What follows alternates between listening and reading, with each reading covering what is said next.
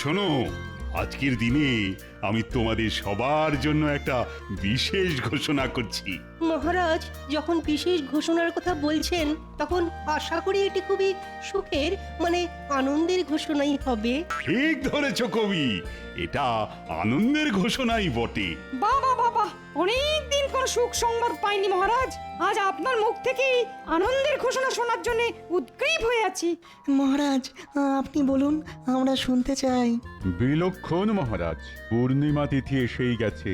এটাই তো সময় যে কোনো আনন্দের ঘোষণা করার জন্য। তাহলে আমার মনে হয় মহারাজকে এবার বলতে দেওয়া হোক। তোমার দেখছি বড়ই তাড়া গোপাল। ও বুঝেছি, আনন্দের ঘোষণা শুনে তুমি উদ্গ্রীব, কিন্তু কেন বলো তো? বাড়িতে মনে হয় তোমার গিন্নি তোমাকে বিশেষ আনন্দে থাকতে দেয় না। ভুল বলছেন মন্ত্রী মশাই, আমার গিন্নি সব সময়ই পরম আনন্দে থাকে, আর গিন্নি আনন্দে থাকলেই আমিও আনন্দে থাকি। বাহ বাহ, চমৎকার চমৎকার। আমার গিন্নি মানে তোমাদের রানীমাও পরমানন্দেই আছেন, তাই আমিও আনন্দে আছি। বেশ বলেছ গোপাল। এখন কথা হচ্ছে, রাখি পূর্ণিমার পুণ্য তিথিতে রানীমা তোমাদের সবাইকে রাখি পরাবেন। এ তো দারুণ খবর মহারাজ। আমি ওনাকে আমার আন্তরিক কৃতজ্ঞতা জানাচ্ছি। সেটা রানীমাকেই জানিও মন্ত্রী। এখানে সবাইকে রাখি পরিয়ে রানীমা যাবেন বাপের বাড়ি তার দাদাদের রাখি পরাতে। সত্যি খুব আনন্দের খবর মহারাজ। আমাদের রানীমাও কাল সবাইকে পরাবেন রাখি, সেই আনন্দে নেচে উঠেছে আমার মনের পাখি। হ্যাঁ সত্যি, এটা খুব আনন্দের খবর। আর এই যে আনন্দ, এটা শুধু মনে, বিজ্ঞান এর হদিশ পায়নি। ঠিক ঠিক। খুবই ভালো কথা মহারাজ, কিন্তু একজনকে নিয়ে আমার খুব চিন্তা আছে। চিন্তা? সে কি, কাকে নিয়ে চিন্তা মন্ত্রী? এই গোপালকে নিয়ে। আমাকে নিয়ে চিন্তা? কিসের চিন্তা? মহারাজ, আমি যেটা ভাবছি সেটা হলো গোপালের যা মোটা চেহারা আর মোটা মোটা হাত, তাতে গোপালকে রানীমা রাখি পরাবেন কি করে? মন্ত্রী মশাইকে সেটা না ভাবলেও চলবে মহারাজ। উনি মনে হয় আমার জন্য একটু বেশি চিন্তা করে ফেলেছেন। সবার শুরু থেকেই আমি সেটা লক্ষ্য করছি মহারাজ। গোপাল, তুমি যে কি বলো, হ্যাঁ?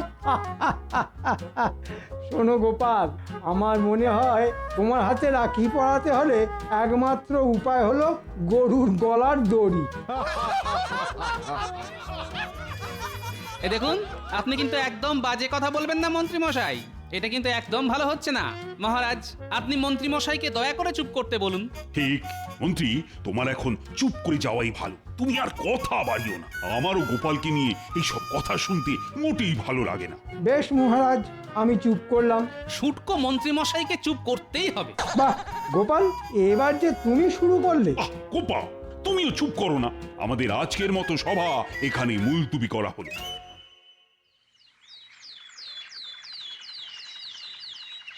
আমাকে ছুটকো বলা? গোপালের এত বড় আস্পর্ধা, এর আমি প্রতিশোধ নেবই নেব। আপনি হুকুম করলেই ওই গোপালকে এক্ষুনি ওই ধরে বেঁধে নিয়ে আসছি। হ্যাঁ, ওরে না না, এক্ষুনি ওসব করতে হবে না, তাহলে লোক জানাজানির ভয় থাকবে। গোপাল নিজেও সন্দেহ করতে পারে। এমন কিছু করতে হবে যাতে গোপাল শায়েস্তা হবে। বুঝেছি, তার মানে আপনি চাইছেন যাতে সাপও মরে আর লাঠিও না ভাঙে, তাই তো? ঠিক ধরেছিস বটা।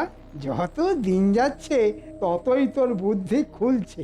শুধু এইটুকুই কর যাতে গোপাল আছাড় খেয়ে পড়ে যায়। শুধু আছাড় এতেই হবে? হ্যাঁ, আপাতত এতেই হবে। আমি এখন যাই, তোরা কিছু কর। গোপালের এই পথ দিয়ে যাবার কিন্তু সময় প্রায় হয়ে এসেছে। কিচ্ছু ভাববেন না মন্ত্রী মশাই, আপনি নিশ্চিন্তে বাড়ি গিয়ে নাকে তেল দিয়ে ঘুমন।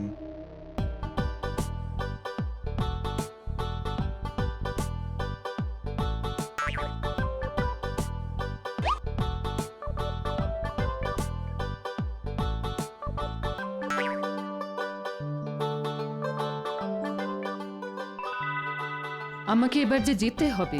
হ্যাঁ, তুমি যাও রানী, তুমি যাও, আর দেরি করো না। তাহলে তোমাদের দাদাদের রাখি পরাতেও তো দেরি হয়ে যাবে। কিন্তু গোপাল যে এলো না এখনো। গোপালকে নিয়ে আপনি একদম ভাববেন না রানীমা। গোপালের আসলে কোনো কাণ্ডজ্ঞান বলে কিছুই নেই, আর দেরি করে রাজসভাতে আসাটাই ও নিয়ম করে ফেলেছে।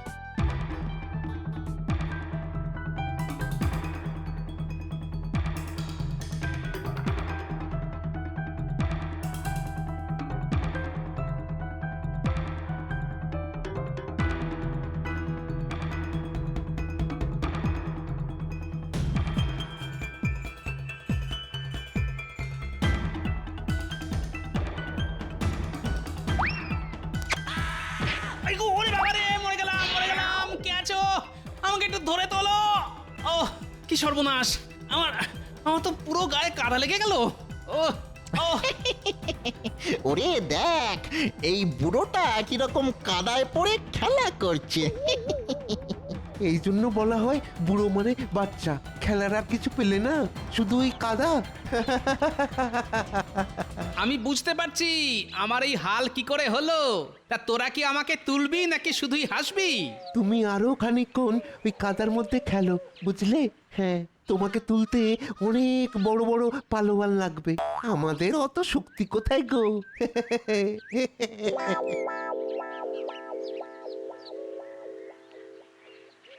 সাক্ষাৎ দুটো শয়তান। আরে বাবা রে, কি যন্ত্রণা হচ্ছে গো। কেউ কি আছো? কোথায় গেলে গো? আমাকে একটু ধরে তোলো। ও কি সর্বনাশ। ও ও আরে বাবা রে। ও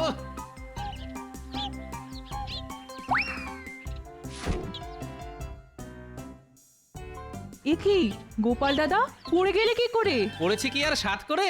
এই দেখো, কে দড়ি ফেলে রেখেছিল, ওতে পা জড়িয়ে পড়ে গেছি। ভাগ্যিস তুমি এলে, নইলে যে কিভাবে উঠতাম কে জানে।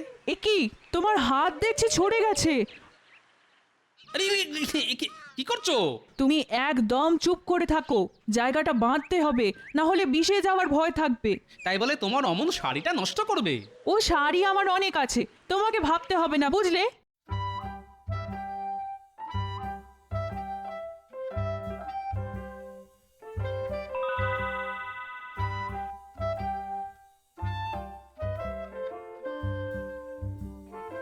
কি ব্যাপার গোপাল, এত দেরি কেন?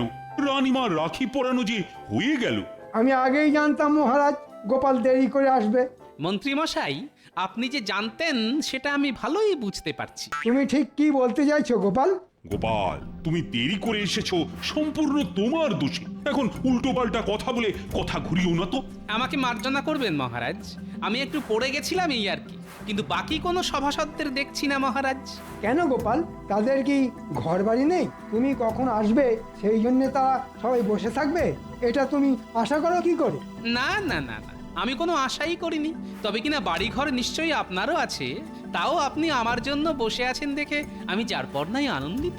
আমার কথাতেই মন্ত্রী এখনো আছে গোপাল। তুমি নিশ্চয়ই জানো যে তোমাদের থেকে মন্ত্রীর কাজ কিঞ্চিত বেশি। যাই হোক, তোমার এখন কোনো কাজ নেই গোপাল, তুমি এখন আসতে পারো। যথা আজ্ঞা মহারাজ।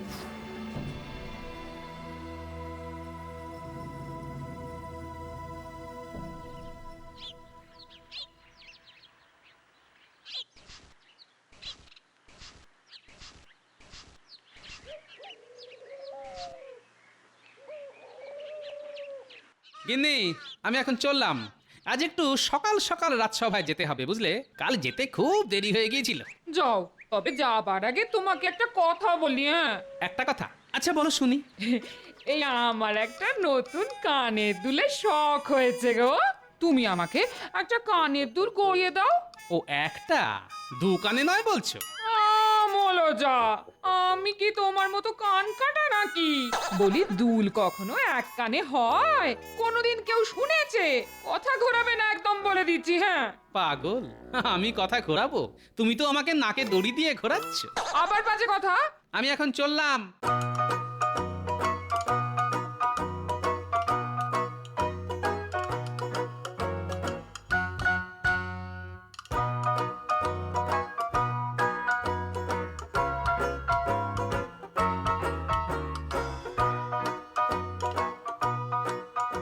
এবার এই কাজটাও করতে হবে রে বটা ঘটা। আপনি কোনো চিন্তা করবেন না, কিন্তু আপনি ওই পুটির বাবার জমিতে মই দিতে চাইছেন কেন একটু বলবেন? শোন, ওই পুঁটির বাবা অনেক ভাগ চাষিদের দিয়ে চাষ করিয়েছে, আর জমিতে পাকা ধান পুরো ভরে আছে। তোরা তো জানিস যে সমস্ত চাষি পাকা ফসল ফলায় তাদের কাছ থেকে আমি নিজের জন্য একটু বেশি করে খাজনা নিই। মন্ত্রী দেখছি খুব গদগদ হয়ে বটা আর ঘটার সাথে কথা বলছে। এবার আমি বেশ বুঝতে পারছি কালকে আমার পড়ে যাবার জন্য ওই মন্ত্রীই দায়ী। মন্ত্রী আমার ভাবমূর্তি মহারাজের সামনে খারাপ করার জন্য উঠে পড়ে লেগেছে। না, এর একটা বিহিত করতেই হবে আমাকে আজ রাত সভায়। ওহো, এবার এবার বুঝতে পেরেছি। কিন্তু পুঁটির বাবা কিছুতেই আমাকে ওই ভাগ চাষিদের নাম বলছে না। আমি এটা মেনে নেব না। পুরো খাজনায় রাজকোষে চলে যাবে আর আমার লবডঙ্কা। না না মন্ত্রী মশাই, এ তো আপনার উপর জুলুম। আমরা আজ রাতেই ওই পুটির বাবার জমিতে মই দেব, কিন্তু রাতের অন্ধকারে আমরা ঠিক জমিটা বুঝতে পারবো না। আপনাকে কিন্তু একটু সঙ্গে থাকতে হবে। ঠিক আছে, আমি থাকবো তোদের সাথে। মহারাজ, গোপাল আজ একদম ঠিক সময় চলে এসেছে। সে তো দেখতেই পাচ্ছি। হায় গোপাল, তোমার আর রানীমার হাতে রাখি পরা হলো না। না, পড়া হলো না, তবে তাতে কিছু হয়নি। কি বলছো গোপাল? মহারাজ, গোপাল বলছে। আমাকে কথা শেষ করতে দিন মন্ত্রী মশাই। কি মুচকি হাসছো গোপাল? পুটির মা আমাকে রাখি পরিয়েছে। কোথায় তোমার রাখি গোপাল? ওই পট্টিটা? হ্যাঁ, ওটা তোমার রাখি? হ্যাঁ, এতে এত হাসির কি আছে? মহারাজ, আমার নিজেরই একটা ছড়া মাথায় এসেছে। আপনি অনুমতি দিলে বলতে পারি, যদিও আমি সভাকবি নই। অনুমতি দিলাম মন্ত্রী। পুঁটির মা যমুনা, গোপাল হলো জম, গোপালের হাত গেছে কেটে, মাথায় আলুর দম। শুধু হাত নয়, নয় শুধু মাথা, লেগেছে যে পাঁজরে, এসবই হলো মন্ত্রীর বিষ চোখের কুনজরে। কি এত বড় কথা? আমি তোমাকে কুনজর দিয়েছি? আপনি ছাড়া আর কে দেবেন? আমি একটা ছড়া বলতেও মহারাজের অনুমতি নিই, তুমি সেটুকু নেবার প্রয়োজন বোধ করো না। তোমার এত বড় স্পর্ধা হয় কি করে গোপাল? আমার মনে হয় মহারাজ, এবার দুজনেরই থামা প্রয়োজন। আমারও তাই মনে হয়। এই কথার কোনো শেষ নেই। এত কথায় নতুন কিছুই আবিষ্কার হবে না। হ্যাঁ, এই সময়টাই বড় অশুভ মহারাজ। কিন্তু গোপাল, তোমার যে পাঁজরে লেগেছে একবারও কিন্তু আগে বলনি তো। বললে একটি ওষুধ দিতাম। এসব বাহানা, ওর কিচ্ছু লাগেনি। ও কাল দেরি করে আসার জন্য এখন বাহানা বানাচ্ছে। আমাকে নিয়ে ছড়া টিপ্পনি কাটবার আপনি কে হে? আমার সম্বন্ধে বাজে কথা বলার অনুমতি তোমাকে কে দিয়েছে গোপাল? তুমি বলছো আমার বিষ নজরে তোমার লেগেছে, প্রমাণ আছে? প্রমাণ কি আমি সঙ্গে নিয়ে ঘুরি? গোপাল, তুমি ইচ্ছা করে দেরি করে এসেছো যাতে রানীমা তোমাকে রাখি পরাতে না পারে। এর মানে জানো গোপাল? আমি বলছি তুমি রানীমাকে অপমান করেছো। মহারাজ, আপনি বলুন, আমাদের সভাসদদের মধ্যে গোপাল কি কোনোভাবে থাকবার যোগ্য? না না না, সব কথা শুনে আমারও মনে হচ্ছে গোপাল তুমি বাহানা বানাচ্ছ। তুমি রানীকে অপমান করে রাজসভায় থাকবার যোগ্যতা হারিয়েছো। তুমি চলে যাও, চলে যাও রাজসভা থেকে। তোমাকে আমাদের আর প্রয়োজন নেই। যথাজ্ঞা মহারাজ। এবার বুঝবে ঠেলা পুটির বাবা, কত ধানে কত চাল।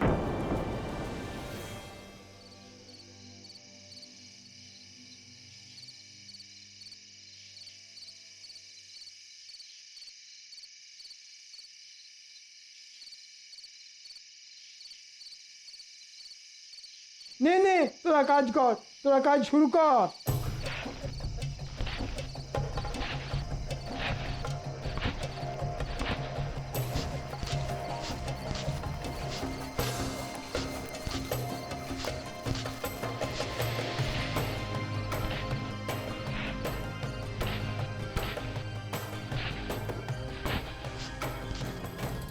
এই রে, কে আসছে? তাই তো একটা ছায়ামূর্তির মতো এগিয়ে আসছে। ওরা ওদিকটা কাজ করতে থাক, আমি এদিকটা দেখছি।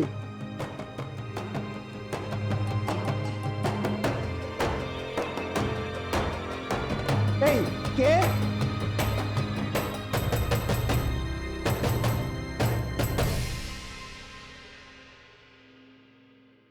নবাবের চিঠি এসেছে।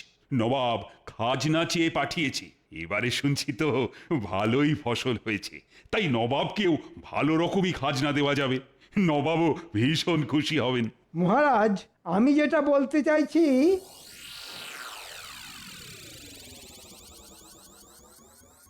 কি তোমরা এভাবে রাজসভায়, কিছু কি হয়েছে? কেঁদো না, কাঁদলে না আমি বড় অসহায় বোধ করি। কি হয়েছে আমাকে বলো, আমি কিছু একটা উপায় বার করব। মহারাজ, আমাদের সর্বনাশ হয়ে গেছে। এবার সুন্দর পাকা ধান হয়েছিল, কিন্তু রাতের অন্ধকারে কেউ আমার জমিতে মই দিয়ে সব নষ্ট করে দিয়েছে। সে কি, কে করতে পারে এমন ভয়ানক কাজ? মন্ত্রী, তুমি তুমি কাউকে আন্দাজ করতে পারো? আগে না মহারাজ, একদম না। আপনাকে খাজনা দেবার মতো আমাদের যে কিছুই নেই মহারাজ, আমাদের যে সব হারালো। ঠিক আছে ঠিক আছে, তোমরা আর কেঁদো না, এখন ঘরে যাও তো যাও। যেই দোষী হোক সে নিশ্চয়ই শাস্তি পাবে। আর তোমাদের খাজনা পুরো মকুব। না না না, কোনো খাজনা দেবার প্রয়োজন নেই। না না না না না, এ আমি কিছুতেই মেনে নেবো না। কৃষ্ণচন্দ্র যা খাজনা পাঠিয়েছে তা না পাঠানোর মতোই। এইটুকু খাজনাতে কি হবে? কোথাকার কে পুঁটির বাবা তার পাকা ধানে কে মই দিয়েছে সেটা শুনে নবাব কি করবে? হ্যাঁ গো, আমার সোনার দুলের কি হলো? ধুত্তর, একেই দেখছো মহারাজের ওখানে চাকরি আমার চলে গেছে, সংসার কিভাবে চলবে সেটাই ভাবছি, ইনি এলেন সোনার দুলের কথা বলতে।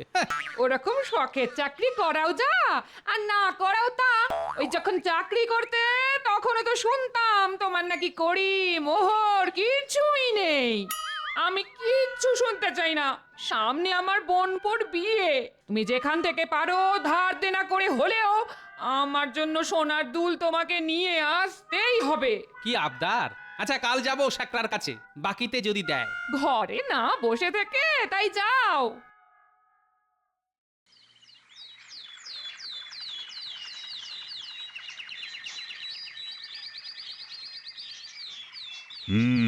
খুবই গুরুগম্ভীর বিষয়। নবাব একটি পত্র পাঠিয়েছেন, আর তাতে বলা হয়েছে হয় নবাবের পুরো খাজনা চাই, নয়তো পুঁটির বাবার পাকা ধানে যে মই দিয়েছে তাকে তার চাই। এটা কি করে সম্ভব মহারাজ? কে পুঁটির বাবার পাকা ধানে মই দিল তা তো আমরা জানি না। জানতে হবে, তুমি যেহেতু রাজ্যের মন্ত্রী তাই তোমাকেই জানতে হবে। আচ্ছা, আমি দেখছি মহারাজ, ঠিক কি করা যায়। ভাবো ভাবো, তোমরা সবাই ভাবো। নবাব নবাব রীতিমতো অপমান করেছে আমাকে, বলেছে যে মই দিয়েছে তাকে না পেলে আমার গর্দান নেবে। আমি ভাবছি যে মই দিয়েছে না তার আমি গর্দান নেব। সোনার দাম যে অনেক বেড়ে গেছে গোপাল। আমি বুঝতে পারছি। ওই একটু অল্প সোনা দিয়ে খাতটা মিশিয়ে বানিয়ে দাও দেখি, মানে বেশ যেন চকচক করে আর কি। তাহলেই আমার গিন্নির মুখটা ঝকঝক করবে। কি যে বলেন গোপাল দাদা। আচ্ছা, এই আংটিতে কত ভরি সোনা আছে একটু মেপে দিন না। এই আংটি কোথায় পেলি বল? যাব বাবা, তোমাকে বলতে যাবো কেন? হ্যাঁ, এবার মারা খাবি কিন্তু। এটা মন্ত্রীর আংটি, আমি খুব ভালো করেই চিনি। তুই মন্ত্রীর আংটি চুরি করেছিস? চুরি করব কেন? মন্ত্রী মশাই আমাকে দিয়েছেন। মন্ত্রী মশাই এমনি এমনি তোকে এত দামি আংটি দিয়ে দিল? এটা আমি বিশ্বাস করব? সকাল সকাল এসব কি বাবারে? তোমরা দুজনেই যাও এখান থেকে, শেষে আমি না ঝামেলায় পড়ি। মহারাজ যদি জানতে পারে তাহলে আমারই বিপদ। কেলা তো হাজতে গেলেও ওর কিছুই যাবে আসবে না। আর গোপাল, তোমার তো চাকরি নেই, ধারে এখানে কিছুই হবে না। যাও যাও যাও যাও যাও। তুই যদি আমাকে পুরো কথা না বলিস তাহলে তোর জায়গা হবে গারদে, বুঝলি? যা ঘটেছে পুরো বল। বিশ্বাস করো, এটা আমাকে মন্ত্রী মশাই দিয়েছে। কারণ ওই অন্ধকার রাতে মন্ত্রী পুঁটির বাবার জমিতে মই দিচ্ছিল, আর আমি সেখানে। জমিতে মই দেওয়া দেখে ফেলেছিস? এখন এখান থেকে তাড়াতাড়ি চলে যা আর সব ভুলে যা। চলে যেতে পারি, কিন্তু ভুলে যাব কি করে মন্ত্রী মশাই? আশা করি এটা পেলে নিশ্চয়ই ভুলে যাবি। এতে যা শোনা আছে তাই দিয়ে তুই আরাম করে থাকতে পারবি। আমি সব ভুলে গেছি। মহারাজ, এই হলো পুরো ঘটনা। আমি জানতে পেরেই ওকে রাজসভাতে নিয়ে এসেছি। আমাকে মাফ করে দিন মহারাজ, আমি কিছু করিনি, আমি শুধু দেখে ফেলেছিলাম। তুমিও দোষী। তোমার এই ঘটনার কথা আমাকে জানানো উচিত ছিল। কি ঘটনা মহারাজ? আপনি কি বুঝতে পারছেন না?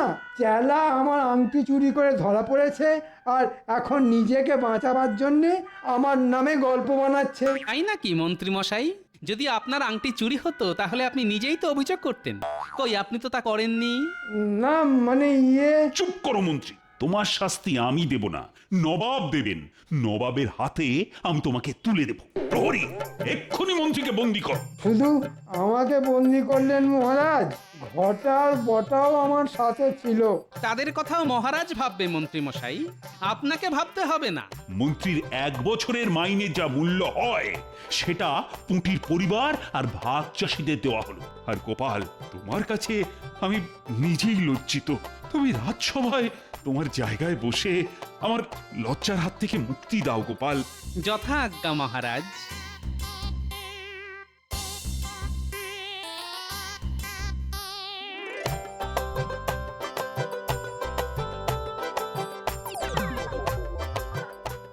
গোপাল দাদা, তুমি আমাদের যা উপকার করলে তা কোনোদিন ভুলবো না। রাখি পূর্ণিমার দিনে তুমি কাপড়ের পাড় ছিঁড়ে পট্টি বেঁধেছিলে আমার ক্ষতস্থানে, ওটাই ছিল আমার কাছে রাখি। তাই বোনের বিপদে আপদে রক্ষা করা তো আমার কর্তব্য।